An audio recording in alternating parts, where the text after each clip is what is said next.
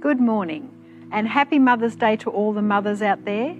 You know, I love being a mother and it's actually been the greatest joy of my life to be a mum. So I'm really glad that we have a day to celebrate mothers and a day to really honour them for all of the things that they do every day.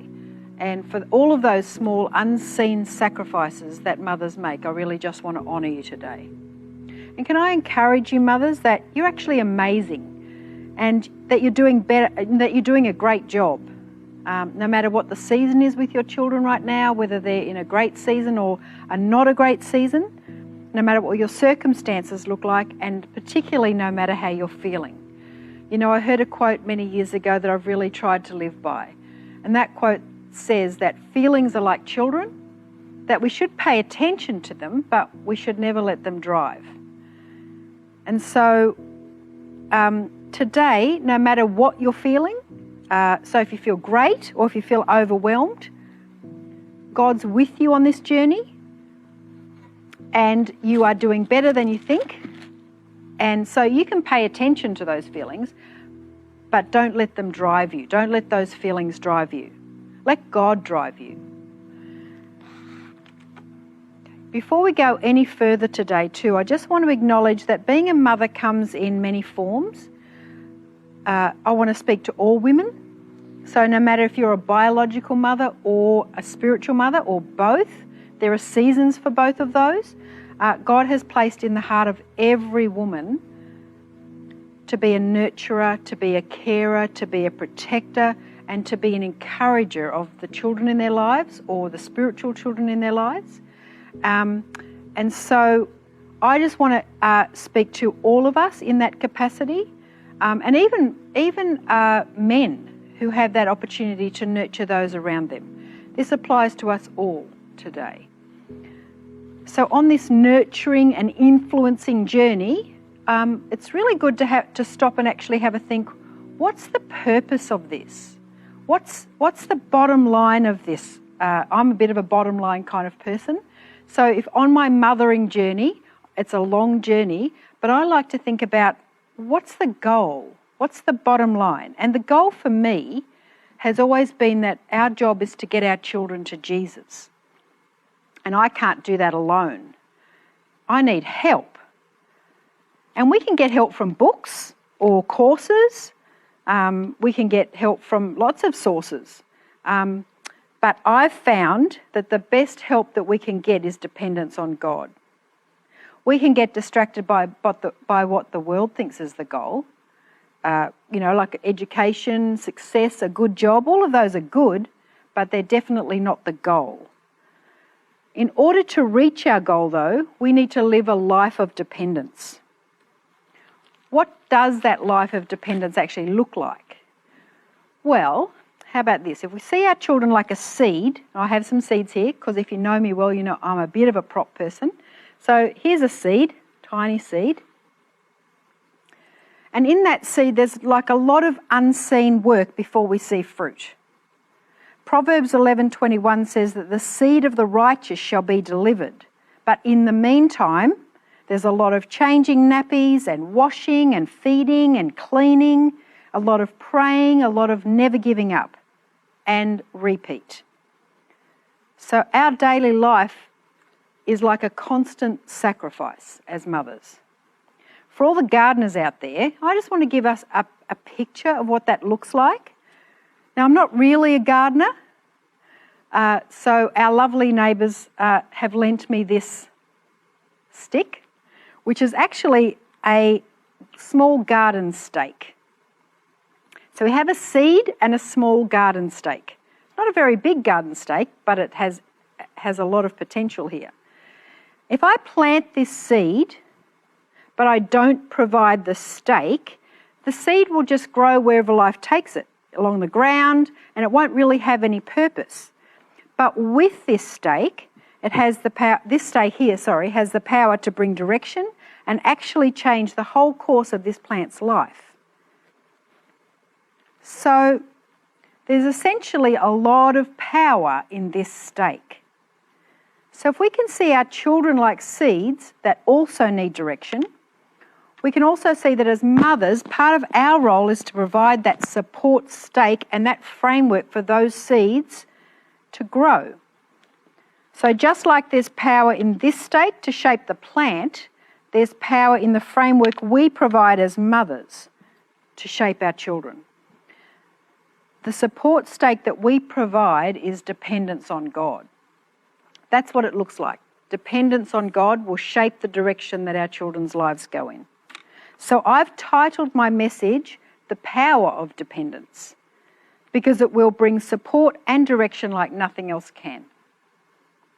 I'm so grateful, though, that as I provide this framework and as I bring that direction in my child's life, or my friend's life, or whoever's life that I'm putting into, I don't just have to depend on my own strength, and I don't have to just live with my own weaknesses.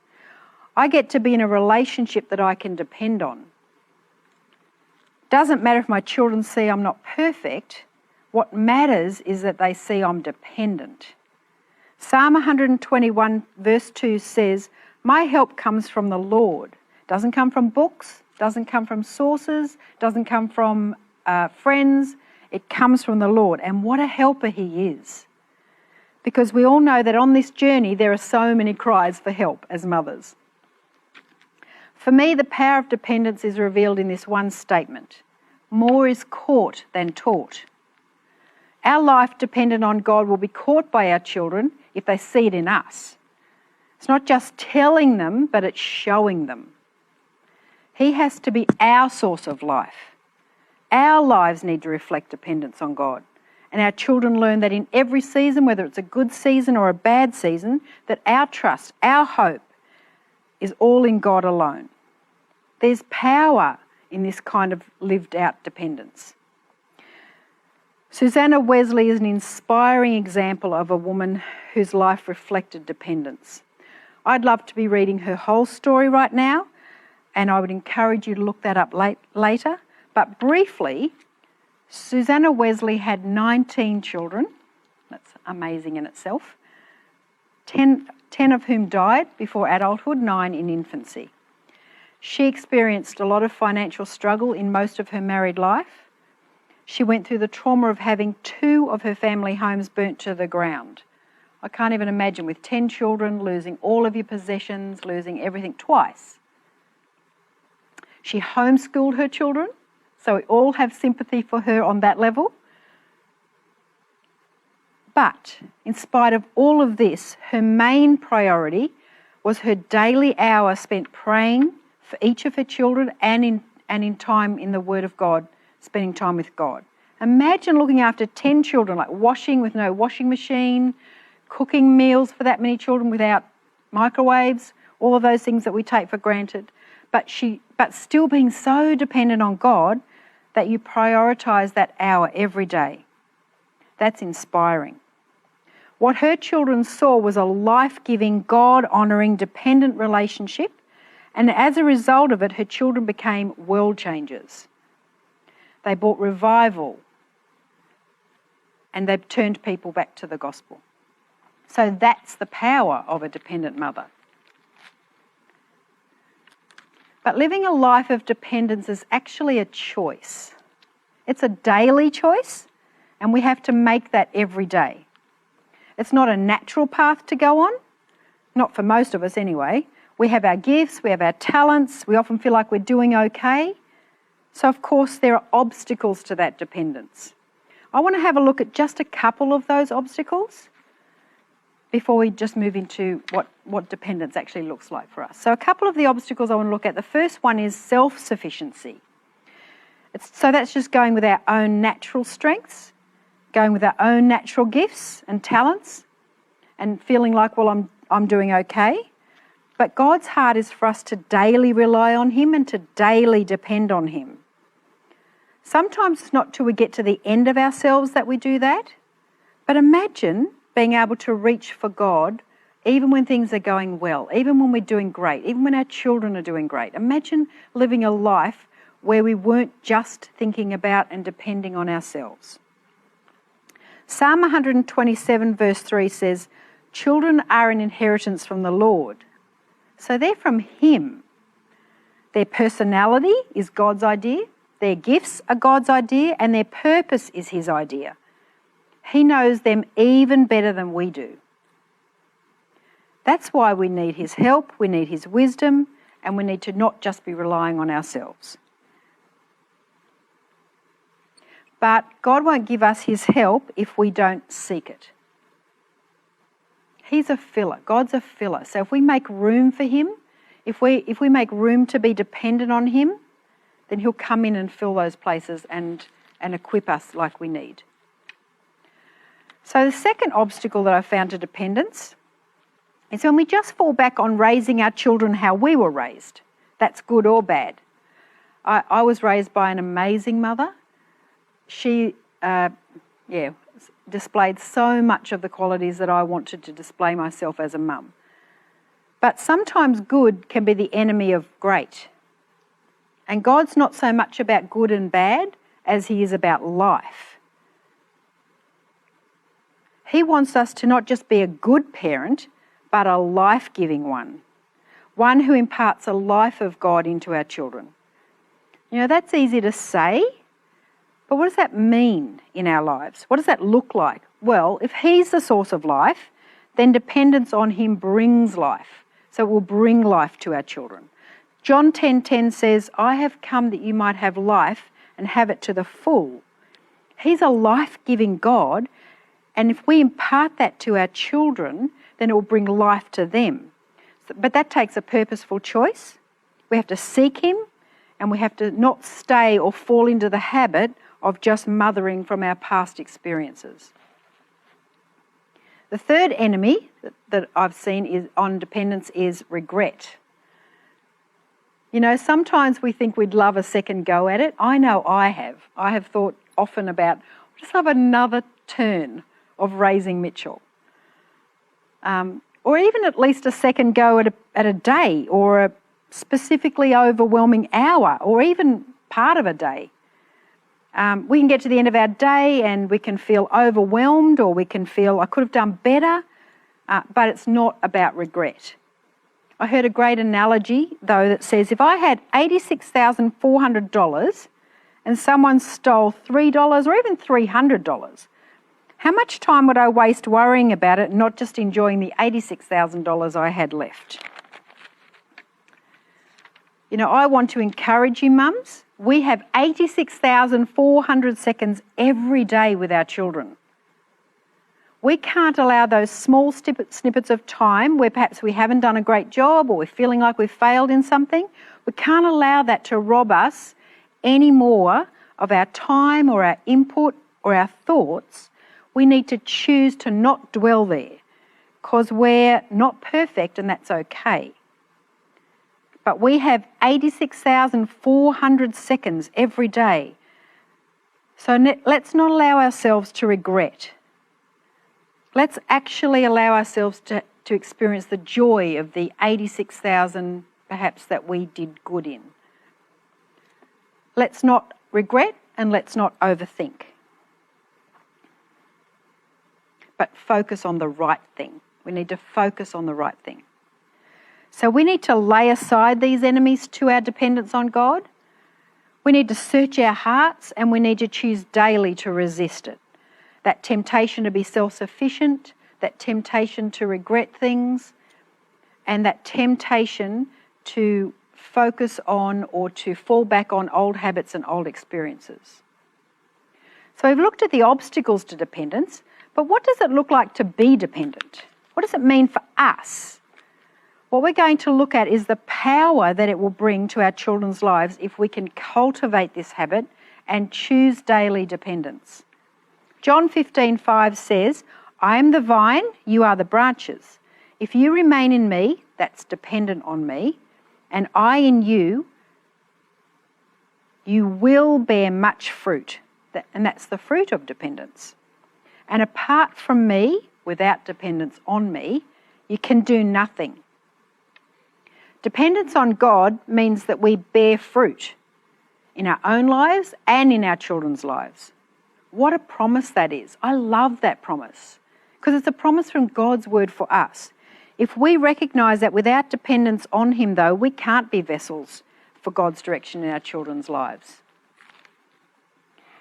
going to be looking at two simple areas of dependence that we have the opportunity to choose today. The first one is dependent prayer. 1 Thessalonians 5 verse 17 says, "Rejoice always and pray without ceasing," or pray continually. Wow. What does that mean? How do I pray continually? I've got so many jobs to do in a day as a mum. I've got so many lists in my head. How do I do that? But that's dependent prayer. When we think about dependence, like our children are dependent on us for everything, for their food, for their clothes, for their nurture, whatever they need really, within reason. And we do our best with that. Our children know us, they trust us, and they share their days with us. They share their needs and their life because we're in relationship with them. So dependent prayer is not desperate prayer, it's not pleading prayer, it's not demanding prayer, it's trusting, based on that relationship of just praying continually. And ceaselessly, it means bringing all those moments in our day and going through our day with Him. It means choosing to include Him, choosing to vent to Him and ask for strength. I heard a quote that said, "I stopped venting and started praying because I didn't need sympathy, I needed strength." I get it. Sometimes we do need to vent and sometimes we do need some sympathy. But if it stops there, if our action actually stops there, then we have no strength for the battle. And believe you me, parenting is a battle sometimes. So we need strength for that battle. So the continually, ceaselessly praying means before we get out of bed. It means acknowledging our need for Him before I even get out of bed. Father, just help me for what I need for today. Help me to be dependent on You today. In the shower, while we're thinking about our list, and we all have the list, all the things we've got to do when we get out of the shower for our children now. So we all have that, but how about it's taking it a step further and bringing that list to Him, asking for His help, asking for wisdom. Even in the things that we're good at, sometimes we can bring all the things that we have a weakness in or struggling with or where we're feeling overwhelmed, but how about we bring it all to Him, even the things we're great at, even the things that we're organised and doing well in, if we bring them all to Him. Because mothering really is a lot of hard work on repeat. But if we can learn to ceaselessly have God in mind in the mundane, in the overwhelming, but also in the good times, we have a dependence on Him, it will bring much fruit. So that brings me to the second area of dependence. So the second area I want to look at is being dependent on His promises. We find those here. This is my stake in the ground. This is my stake, my Bible that my seed will be directed by. That this will bring the direction to their lives. Not their friends, not what's going on in the world, but this. And so we've got to find those promises, though. We have to actually be purposeful in that. Firstly, though, we need to find His promises for us as mothers. I'm anointed to be a mother. What does God say to me? I will be with you. I'm all you need. I'm for you. So it's not so much about improving me, even in reading the Word. Sometimes we feel like I need to read the Word more so I get to be a better mother. It's actually not about improving me. It's more about depending on Him.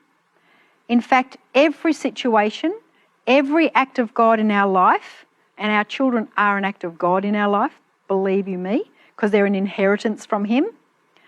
Every single act of God is designed to increase our dependence on Him.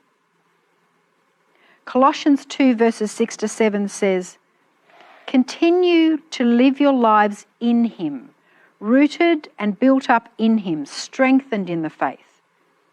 So all the promises there, that if we're rooted and if we're built up and if we're strengthened for the journey, then we're going to be able to provide what our children need. His promises say that He's for me. His promises say that He's with me. His promises say that He's strong when I'm weak. So we have to find them and then declare them. And we have to speak them. no use staying in the book. No use us just knowing them. We need to speak and declare his promises. And then we need to find his promises from the word purposefully and declare them over our children. So we don't just pray, God bless them, God keep them safe. We want to declare his words over them. We have to declare and trust his promises over them. This actually translates to promises that can change the course of our children's lives. It'll actually change the direction that they're going in. It will be that thing that will change everything. It's the power stake. It's the power stake. Because what I declare is actually God's words. It's not my good idea. It's not my wishful thinking or even the world's opinion. It's actually God's words. And that's powerful. But then we have to do this. We have to choose to trust those promises. Galatians 6 verse 9 says, "Let us not become weary in doing good, Mum, for at the proper time, trust, we will reap a harvest if we don't give up." The power of dependence is that if we stay dependent, if we don't give up, we will see the harvest. Trusting God's promises does not have a time limit. 7 days, 7 weeks, 7 years, 70 years. Trust means trust. It's a choice. It's not a feeling. And there comes that again. We're not going to let those feelings drive us. We're going to choose. So I just want to read from the Passion Translation from Romans 15 verse 13. A great promise for mums. It says, "Now may God, the inspiration and fountain of hope, fill you to overflowing with uncontainable joy and perfect peace as you trust in him along this mothering journey. And may the power of the Holy Spirit continually surround your life with his superabundance, everything you need to do what he's called you to do and anointed you to do, until you radiate with hope." My prayer today is that as mums, you would radiate with hope for your children because God's faithful to his promises. My prayer is also that he would help us to live as an example of a life of dependence so that our children would see and rely on him as well. In closing, I know as mothers sometimes we don't feel like we have any more time or even any more capacity to make the kind of room that dependence on God takes, or that we feel like it takes. You know, we often feel like we just don't have anything else to give or to do, time to do. So I want to encourage you that simply learning continual prayer or ceaseless praying in the everyday is a great start. And also to encourage you with something I read recently. You may have read it as well, but this is God's heart for you mothers in your journey of dependence. It's actually something written by someone named Jamie Razor. I'm just going to read this. It's very encouraging in that understanding of God's heart for mothers. "Have you ever noticed how in the scriptures, men are often going up into the mountains to commune with God? Yet, in the scriptures, we hardly ever hear of women going to the mountains, and we know why, right? Because the women were busy keeping life going. They couldn't abandon babies or meals or homes or fires or gardens and the 1,000 responsibilities to make the climb into the mountains. I was talking to a friend the other day saying that as a modern woman, I feel like I'm never free enough from my responsibilities. Never in a quiet enough or holy enough spot to have the type of communion with God that I want." Her response, "That's why God comes to women. Men climb mountains, but God comes to women wherever they are at." I've been pondering her words and have searched the scriptures to see that God does indeed come to women where they are, when they are doing their ordinary everyday work. He meets them in the wells, where they draw water for their families, in their homes, in their kitchens, in their gardens. He comes to them as they sit beside sick beds, as they give birth, as they care for the elderly, and they perform the necessary mourning and burial rites. Even at the empty tomb, Mary was the first to witness Christ's resurrection. She was there because she was doing the womanly duty of properly preparing his body for burial. In these seemingly mundane and ordinary tasks, these women of the Scriptures found themselves face to face with divinity. So if you, like me, ever bemoan the fact that you don't have as much time to spend with God as you would like, remember God comes to women.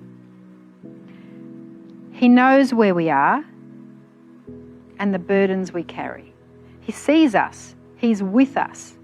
And if we open our eyes and our hearts, we will see him even in the most ordinary places and during the most ordinary tasks. Isn't that powerful? To think that God will come to you, he will meet you.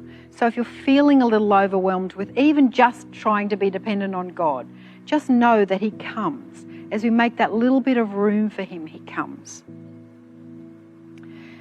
Just before we close, if you don't currently have a relationship with Jesus, let alone a dependent one, I just want to give you that opportunity to do that right now. To just invite him into your heart, to invite him to be part of your life, someone that you can be dependent on as well. So to do that, we just need to simply say in our hearts, Jesus, I invite you into my heart. Come and be the Lord of my life. Help me to be dependent on you. Help me to follow you for the rest of my life.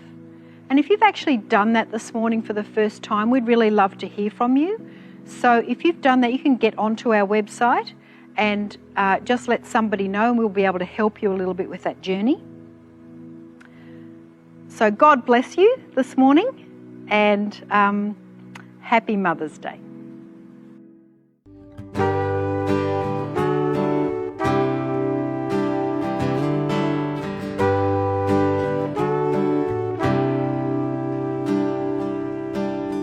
It's amazing how you can speak right to my heart.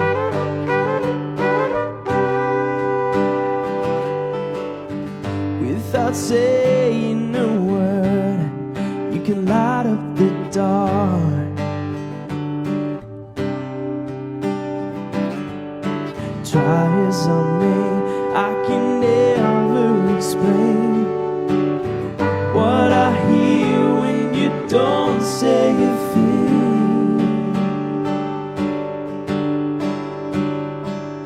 The smile on your face lets me know that you need me.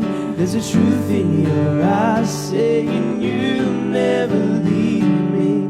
The touch of your hand says you'll catch me wherever I fall. You say it best when you say nothing at all.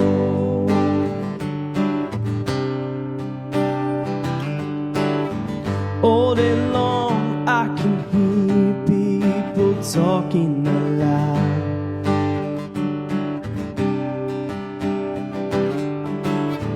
When you hold me near, you drown out the crowd. Try as they may, they can never define what's being said between your heart and mine. The smile on your face lets me know that you need me. There's a truth in your eyes saying you'll never leave me. The touch of your hand says you'll catch me wherever I fall. You say it best, you say nothing at all. Oh, you say it best when you say nothing at all. City Church for me has allowed for me to have my village, to build up my village outside of my family so that we can do life. So as at today, I now have 2 children, and the families that I have around me has allowed me to feel warmth and know that I'm doing the right thing in raising my kids. As a full-time worker and a daughter that's in daycare and a daughter that's in school, I really rely on my village so that me and my family can get through day to day. I've got Cassie Skinner, who stands at the bottom of the path when I drop April off to school to make sure she gets to class on time. It's things like that in City Church that allows me to do life, and I just treasure that village that we have by coming to City Church, and it's incredible. Whenever anybody in City Church has a baby, there's a rise up of women around them to deliver meals so that they can just enjoy their baby in a new season, and that is just a blessing beyond any measure to receive that gift of love just through cooking a meal. So that village that we have at City Church is incredible and is life-changing, and anybody who walks through those doors I know will feel that village as soon as they come into this place. My life has been impacted in so many ways being a part of City Church. So growing up in a Christian family only takes you so far. You need to connect with other people, and I've really seen that connection in late last year, so over a year ago. My daughter wasn't feeling well, and at the time my parents were over and we said, I think we just need to go to the hospital. So at the time Mum and I were praying for Asha and didn't understand how unwell she was.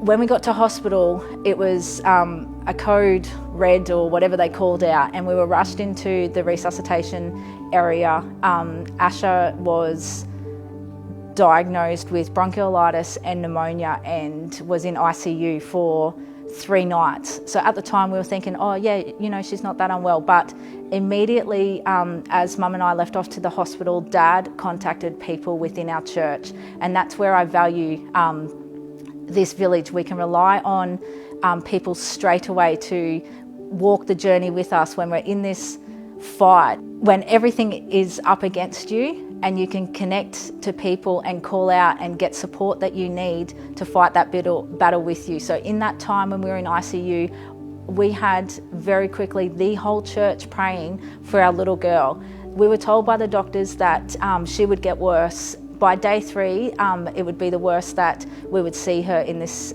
in the sickness that she had. By day 3, we were walking out of that hospital. We blew every paediatrician away in the hospital. They said that cannot be Asha.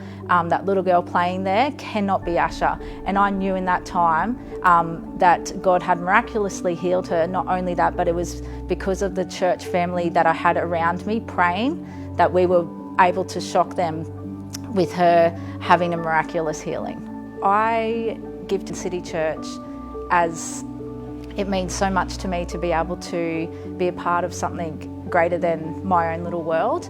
And I live by the sayings of, I sow so that others can grow, which has become a fundamental truth in our church. If you can't go, send the dough.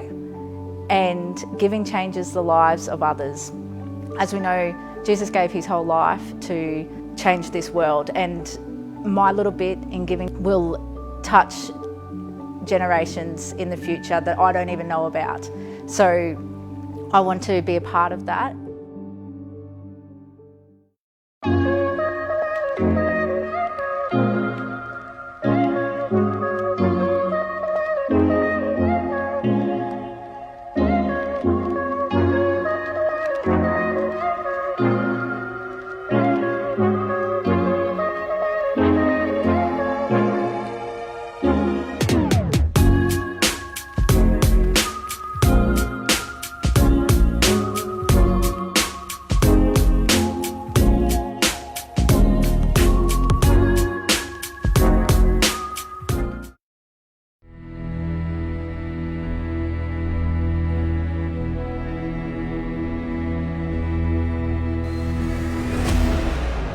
My motivation is not obligation. My motivation is thankfulness, a thankful heart.